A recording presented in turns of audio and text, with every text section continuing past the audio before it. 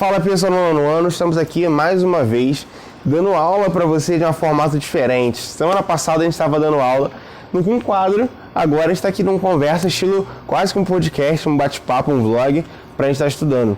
Então como é que vai funcionar a aula de hoje? A gente vai estar conversando sobre a unidade 6, tema 1, que é sobre as evidências da evolução.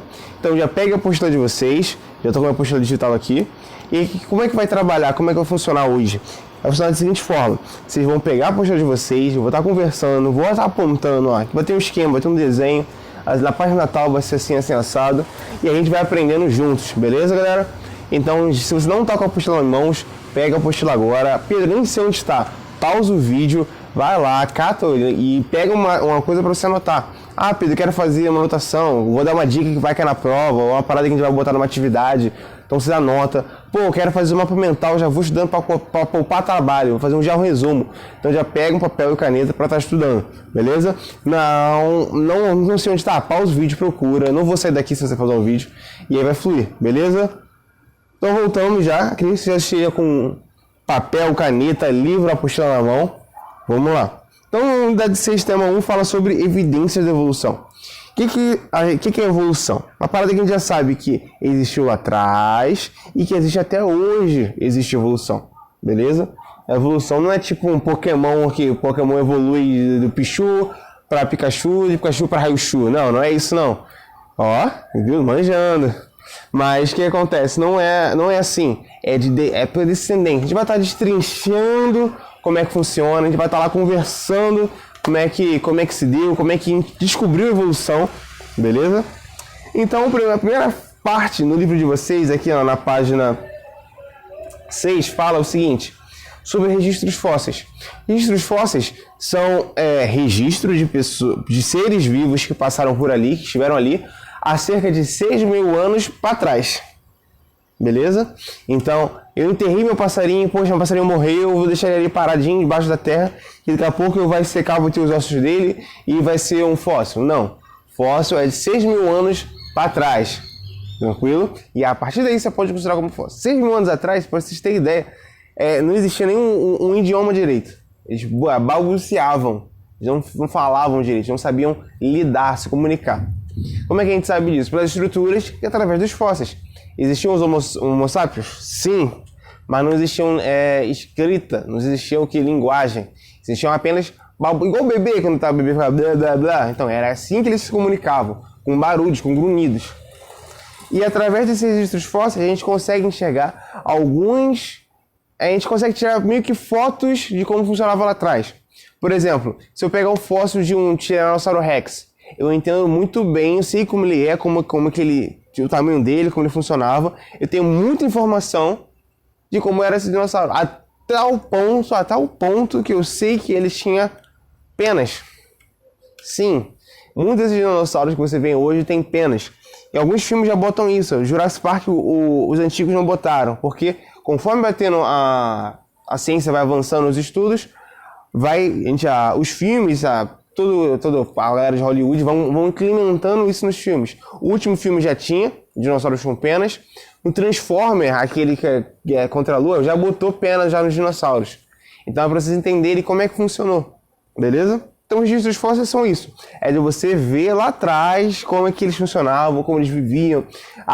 Eu tinha comentado também outra vez sobre os sambaquis, que são os lixos dos nossos ancestrais. Lá em Ilha Grande tem diversos sambaquis. E mais um fica bem na praia. O que é sambaqui? O pessoal não tinha reciclagem, não jogava fora. O que acontece? Eles tinham um lugar onde jogavam o lixo deles. E eles juntavam, faziam um montinho de lixo deles e jogava tipo pinche em cima. E esse pinche ele preservou e guardou. E a gente consegue, através de datação, através de carbono 14, saber a data disso. E data mais de 6.000 anos atrás, logo é um fóssil. Aquilo é um registro fóssil. E ali eu consigo enxergar o quê? O que eles comiam, o que eles jogavam fora, o que eles tinham de utensílios, o que eles tinham de materiais. Beleza? Então isso é um registro fóssil. Claro que também há não só, é o clássico também, a pegada é um fóssil, uma ossada é um fóssil, ferramentas que eles usavam também. Já na página 7, a gente vai estar conversando sobre a anatomia comparada. A anatomia é uma parada muito legal. A anatomia é você estudar o corpo, partes do corpo. E a anatomia comparada é você comparar com os outros seres. Eu com certeza eu sei que vocês já fizeram isso. Vocês já pegaram, nossa, a pata do cachorro é semelhante ao meu braço. Nossa, a pata do cavalo é semelhante à pata da girafa. Nossa, que legal. Nosso nariz do cachorro parece com o meu, mas parece mais com o do gato. Como é que funciona? Entendeu? Isso é anatomia comparada, claro, de forma simples. A anatomia comparada a gente consegue até ver uma vesícula, até mesmo um órgão que tem ali e não tem, que é uma parada mais interna. Até mesmo tem casos de unhas retráteis que a gente considera presença ou ausência, a gente usa para anatomia comparada. E a gente começa a ver o que? Órgãos homólogos. O que são os órgãos homólogos? Os órgãos homólogos são aqueles órgãos que realmente têm a ancestralidade. Por exemplo, por eu ser mamífero e um elefante ser mamífero, eu sei que meu braço é semelhante é homólogo ao do elefante, que é homólogo, por exemplo, de uma baleia, de um golfinho. Mas por quê? Porque se eu fizer exames de DNA, eu consigo ver que a mesma sequência nitrogenada vai estar ali para formar um braço. Chamada de databox. Enfim, caso alguém seja mais curioso e queira pesquisar, pesquisa no Google Databox e aí você vai estar DATABOX. Então são partes dos genes que vão codificar partes específicas do corpo. Beleza? Continuando, então esses órgãos homólogos são referentes porque tem uma ancestralidade comum. Quando eu digo ancestralidade, porque eles estão lá no nosso DNA. E existem também os análogos. Mas antes de falar dos análogos, vou falar aqui na página 8 tem uma imagem que fala sobre a apendicite vermiforme. Que na verdade esse é o apêndice que a gente tem, que vai causar o que? A apendicite. Toda inflamação com it é o que? Vai causar a inflamação. Beleza? Então esse apêndice é um registro de quê? De uma evolução que a gente já teve. Tranquilo? E aqui em cima também mostra alguns órgãos homólogos de mamíferos. Por exemplo, o braço do morcego tem úmero, rádio e una, que nós temos, assim como a baleia tem úmero, rádio e una, assim como o guepardo, assim como nós. Beleza? Então, são realmente homólogos, que têm base ancestral. E existem as estruturas análogas. Geralmente as estruturas análogas tá relacionadas ao quê? A relação entre funcionalidade. Por exemplo, a nadadeira do golfinho é diferente da nadadeira do tubarão, mas por eles terem nadadeira, estarem na água, ser para nadar, né, obviamente, eles vão ter o quê? Isso em comum. E a gente consegue também ter cruzamento seletivo de espécies domésticas. Por exemplo, o lobo. O lobo é muito similar ao cachorro, mas será que sempre houve isso? Não, nem sempre. Antes era só o lobo, e alguns lobos eram mais dóceis, e aí esses lobos é utilizado junto com os homens para caçar. E eles começaram a cuidar do lobo, e alguns desses lobos mais dóceis foram sendo domesticados. E esses lobos domesticados sofreram uma evolução, foram evoluindo e viraram o quê? Alguns cachorros, que a gente entende hoje, beleza? E aí o que acontece? A gente está falando sobre então evolução, e essa evolução demora anos para acontecer. Ainda mais pelo tempo de vida deles, sacou? Que é diferente da nossa. Então, se um ser vive cerca de, 2 horas, por exemplo, alguns tipos de bactérias, a evolução dele vai ser mais rápida, porque ele vai se reproduzir mais rápido. A nossa evolução já é um pouquinho diferente, porque demora 30 anos para a gente gerar um descendente, sacou? E aí, quando a gente fala sobre pensamento evolucionista, a gente entra em 2 caras que, estão bastante em voga, ou seja, estão em destaque, e já morreram, mas foram caras que estudaram bastante sobre isso, que o nome deles é Charles Darwin e Lamarck. Então Darwin e Lamarck são 2 caras que entenderam como funciona bem, só que um acertou em cheio e o outro chegou muito perto. E aqui na página 11 a gente vai falar sobre as ideias evolucionistas de Lamarck, que ele falava o quê? Do lamarxismo, que era a progressão de Lamarck, que era a lei do uso e desuso. Presta atenção. A lei do uso e desuso é o quê?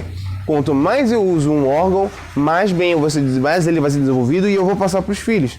Ele acertou em partes, errou em outras partes. O que acontece? Ele falava o seguinte, a girafa tem pescoço grande porque ela precisa comer o topo da árvore. Por isso ela tem um pescoço grande. E é porque ela trabalhou muito o pescoço. Logo, a girafa do filho dele vai ter o quê? Um pescoço longo, porque o pai exercitou muito. que ele está querendo dizer com isso?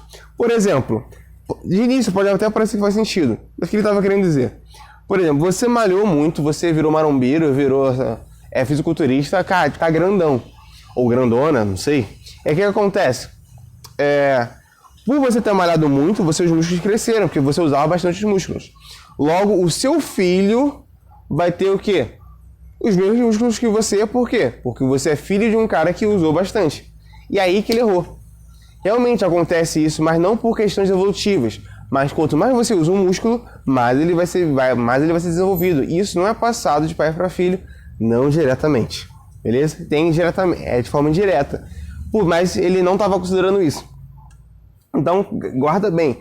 Lamarck falava o quê? Da lei do uso e desuso. Ele falava também da lei das transmissões de caracteres adquiridos. Então, por exemplo, se a girafinha passou a ter pescoço grande, ele adquiriu essa habilidade, ele vai passar para o filho dele. E aí parece... nossa, faz sentido. Mas quando você olha, por exemplo, o cara vamos trocar. O cara joga bastante futebol. Necessariamente, o filho de um cara que joga futebol vai jogar bem? Não. É isso que ele começou a errar. Por exemplo, Neymar. Neymar tem um filho dele. Neymar joga bastante bola. Há controvérsias, mas até então o Neymar joga bem. E aí o que acontece? O filho do Neymar vai jogar obrigatoriamente bem? Não. E aí esse é a lei da transmissão de caracteres adquiridos que ele falhou. E aí ele não conseguia explicar o seguinte. Por exemplo, tinham dois caras, João e Antônio. Antônio era pai de João. Só que Antônio era amputado. E por que então João não nascia amputado que nem o pai? Não era uma característica adquirida? Ele não conseguia explicar isso. Voltamos. E é isso que começou a pegar pro lado de quem? De Lamarck, porque ele não conseguia explicar certas atribuições. Aqui na página 12, fala um pouquinho sobre as interpretações de Lamarck, do que ele achava, qual o pensamento. Só que contemporaneamente, o que é isso? No mesmo tempo, tinha um cara que estava ali estudando junto, que era quem? Darwin. E Darwin estava ali estudando, não vendo necessariamente as mudanças em si. Ele via questão de gerações. Ele via realmente que tinham características, tinham um uso, tinham um objetivo. Beleza? E isso é um tema para a nossa próxima aula, que é a teoria da evolução feita por Charles Darwin, beleza? Então, espero que vocês tenham aproveitado e curtido esse novo modelo de aula. Então, comenta com a gente se você gostou, se você não gostou, se você curtiu. Se você prefere apenas um slidezinho com o nosso rostinho no canto. Se você prefere ir com a gente no quadro atrás, de jaleco ali, falando para vocês, esquematizando no quadro, na mesa. Ou se vocês preferem a gente aqui conversando, trocando uma ideia, beleza? O que for melhor para vocês aprenderem, a gente vai estar entregando para vocês, tá bom? Então, não deixe de mandar mensagem, não deixe de estar ali no fórum com a gente, que a gente quer estar ali perto de vocês. E não perca as videoconferências, são extremamente importantes, tá bom? Então, forte abraço, galera. É isso aí.